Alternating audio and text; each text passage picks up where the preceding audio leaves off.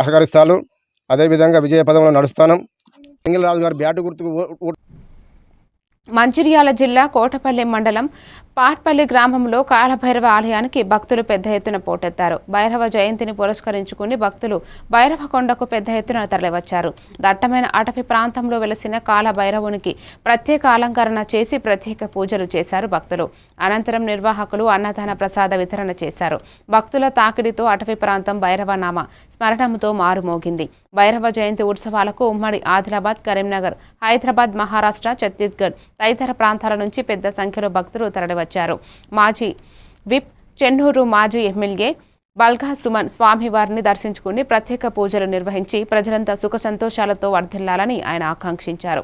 రాబో రోజుల్లో తెలంగాణలో బీఆర్ఎస్ ప్రభుత్వం ఏర్పడితే స్వయంభూగా వెలిసిన కాలభైరవ దేవాలయాన్ని అన్ని విధాలుగా అభివృద్ధి చేస్తానని ఆయన హామీ ఇచ్చారు.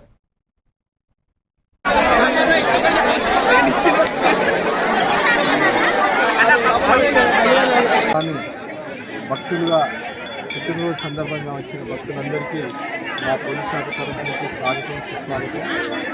చాలా పెద్ద ఎత్తున నిర్వహిస్తున్నటువంటి నిర్వాహకులకు కానీ తర్వాత పోలీసు చెప్పిన విధంగా క్యూ లైన్ పాటించవలసిందిగా మరి కోరుచు.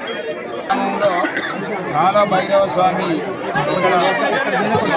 యాదృచ్ఛికంగా మన సమాజానికి పరిచయమై గత కొన్ని సంవత్సరాల నుండి ఇక్కడ మంచి గదులను కూడా ప్రభుత్వ పరంగా నిర్మాణం చేసి సౌకర్యవంతంగా మరో రాజరాజేశ్వరి కావచ్చు, మరో యాదగిరి ఇట్ట కావచ్చు, ఈ విధంగా ఇక్కడ ఏర్పాటు చేయాలని నేను ఈ భక్తుల తరఫున కాలభైరవ స్వామి తరఫున ఈ ప్రజలందరి తరఫున మీ మీడియా ద్వారా నేను పాలకులకు విజ్ఞప్తి చేస్తాను. నియోజకవర్గంలోని పారిపల్లి గ్రామంలో ఇక్కడ కాలభైరవ స్వామి జయంతి ఉత్సవాల సందర్భంగా ఇక్కడ స్వామివారి దర్శనం చేసుకొని పూజలు చేయడం జరిగింది.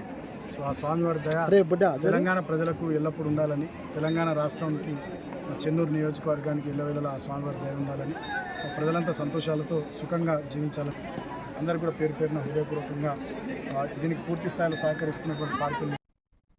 కాకినాడ జిల్లా ముమ్మిడివరం నియోజకవర్గం తాళరేవు మండలం పరిధి